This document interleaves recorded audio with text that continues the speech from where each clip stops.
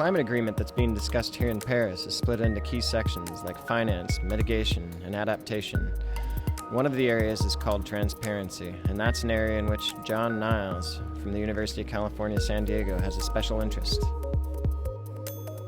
What a lot of the public hears about when you simplify this agreement, is it 1.5 degrees or is it 2 degrees that we're going to? That's important, but the machinery of what happens actually is about how we can measure countries' emissions and hold them accountable to what they said they're going to do. And that's the transparency article.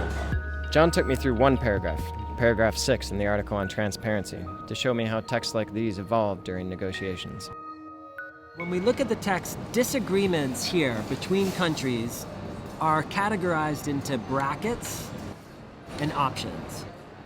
So here's a bracket. Here we got brackets. Shall, should, other. This is actually, they haven't even decided what countries have to do.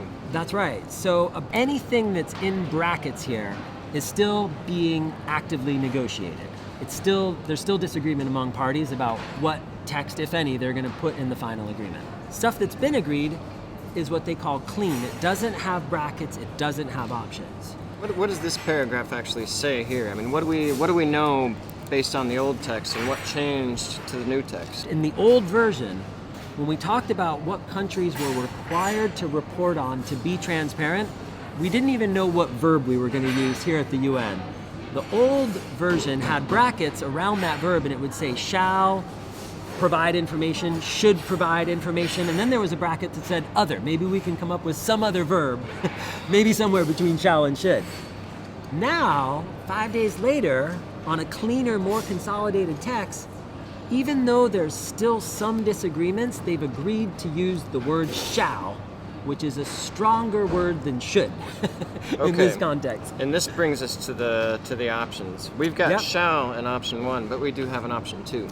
That's right. So we can say that this paragraph is currently not clean. Even though there's no brackets, we still have two competing options. They're just disagreeing about which overall direction they're going to take on this topic.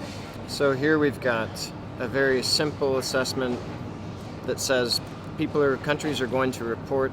Option 2 actually goes into a few more details. Countries shall report. Shall report. And this is where the language and the minutia of these options and brackets and articles and paragraphs becomes really important, because they're basically saying the same thing at the top of the paragraph, but the second option goes into much more details about what parties must report out on.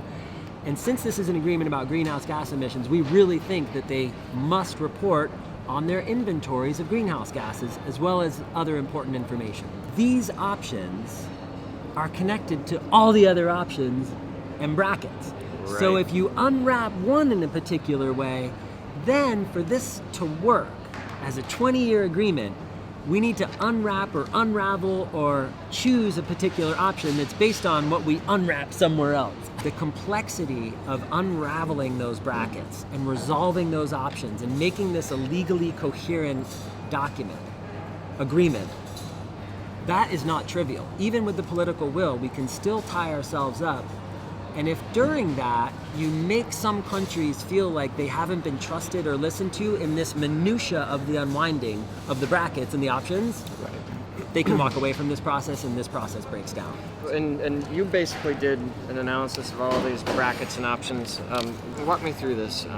So what we do is we look at both the agreement and the decisions, and we go through it article by article, paragraph by paragraph on the key topics, and we see how many options and brackets have been removed over the course of the past week of negotiations. And the key thing to know is there's been some progress. There's some entire articles that are clean. There's a diminution or a reduction in the number of options and brackets. I like the first word. The diminution.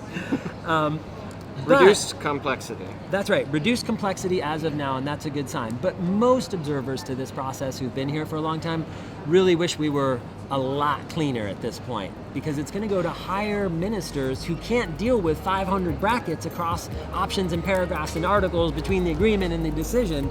So we wished it was even clearer now, but we do see clear progress in reducing the complexity.